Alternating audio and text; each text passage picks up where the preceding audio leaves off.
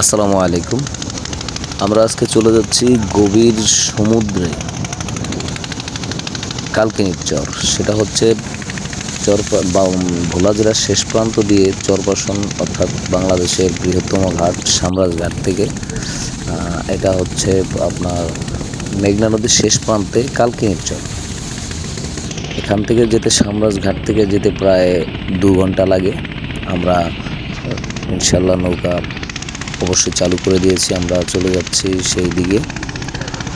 যেতে যেতে অনেক দূর চলে আসলাম। ভিডিওটা শর্টকাট করলাম যাতে ভিডিওটা বড় না হয়ে যায়, আপনাদের দেখার সুবিধার্থে। এটা হচ্ছে আমাদের নৌকা।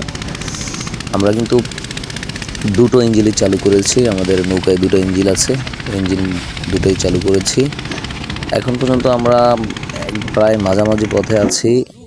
এই যে হচ্ছে কালকিনির চরটা দেখা যাচ্ছে, এর দক্ষিণে সোজা দক্ষিণ পাশে একটা চর আছে, সেটা হচ্ছে আপনার ভাসান চর বলে। আর পূর্ব দক্ষিণে কোনো চর নেই। সামনেই বঙ্গোপসাগরের থেকে অল্প একটু পিছিয়ে এই কালকিনির চর। আর আমাদের উত্তর পাশে হচ্ছে আপনার চর, উরির চর, তারপর হচ্ছে গোয়ালিয়া। এই যে দেখা যাচ্ছে কালকিনির চরটা, আমরা প্রায় কাছাকাছি চলে যাচ্ছি।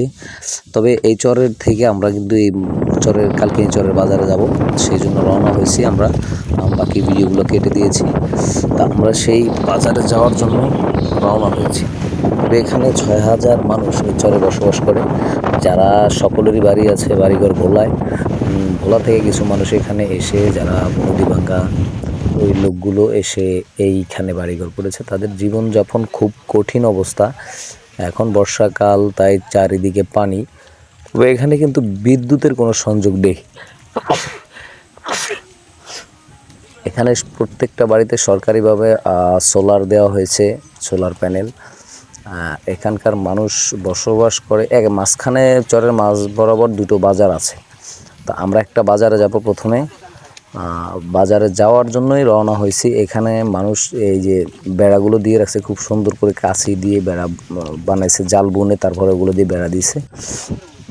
তা আমরা যেতে যেতে দেখলাম অনেকগুলো, ওই একটা ফরেস্টার থাকে এখানে, ফরেস্টারের একটা বিল্ডিং আছে, ওইখানে থাকে আর কি। তারা এই চরটাকে পাহারা দেয়, এবং এখানে কোনো পুলিশ নেই, শুধু ফরেস্টারই আছে। এখানে কিছু গাছপালা ফরেস্টারের মাধ্যমে দেখাশোনা করা হয়। এই যে কিছু মাছের ঘের আছে, কিন্তু এগুলোতে কিন্তু পোনা মাছ চাষ করে এবং বিভিন্ন প্রজাতির মাছ চাষ করে। এই পুরো চরটা কিন্তু বেশি বড় নয়, অল্প কিছু দূর, প্রায় 2 থেকে 2.5 কিলোমিটার চরটা লম্বা। আর পাশে হচ্ছে প্রায় 1.5 কিলোমিটার। এখানকার মানুষ সকলেই নদীর সাথে সংযুক্ত। ইলিশ মাছ ধরে, কেউ মানে বিভিন্ন প্রজাতির মাছ নদী থেকেই ধরা হয়, ধরে এরা জীবনযাপন করে। তবে এখানকার মানুষ কিন্তু খুবই সেন্সিটিভ, কারণ এরা মানুষের সাথে তেমন, বাইরের মানুষের সাথে তেমন মিশে না। এখানে এই যে দেখতে পাচ্ছেন, এটা কিন্তু বড়, ওই যে সরকারি ঘর করে দেওয়া হয়েছে বিল্ডিং করে। এখানে মানুষ বসবাস এক সাইডে করে, অন্য সাইডে এখনও ঘরগুলো খালি আছে, থাকার মানুষ নেই। এখানে প্রায় 6,000 মানুষের বসবাস এই চরে। তবে এখানে কোনো চেয়ারম্যান নেই, একটা মেম্বার আছে। আর চরটা এখন কিন্তু প্রচণ্ড বাতাস। এই যে এখানে কিছু ভেড়া দেখা যাচ্ছে, ভেড়া, গরু, এগুলো এখানে লালন পালন করে থাকে খুব বেশি এখানকার মানুষ। এই যে আমরা এখন বাজারে চলে আসলাম, বাজারে একটা হরিণ দেখতে পাচ্ছি। এই হরিণটা কিন্তু ফরেস্টাররা লালন পালন করে। আমি আঙ্গুলি খাওয়ালাম একে, আঙ্গুলি যে যাই খাওয়াবে তার পিস পিস হাঁটবে। এটা হরিণটা কিন্তু অনেক তাজা, কিন্তু কোনো মানুষ একে চুরি করার ধান্দায় থাকে না, কারণ এটা এখানকার মানুষ। আরও দুটো আছে অবশ্য, এখন বাজারে দেখছি না। আমি একে আঙ্গুলি খাওয়াচ্ছি, আঙ্গুলিটা বালিতে পড়ে গেছে, সেজন্য খেতে চাচ্ছে না।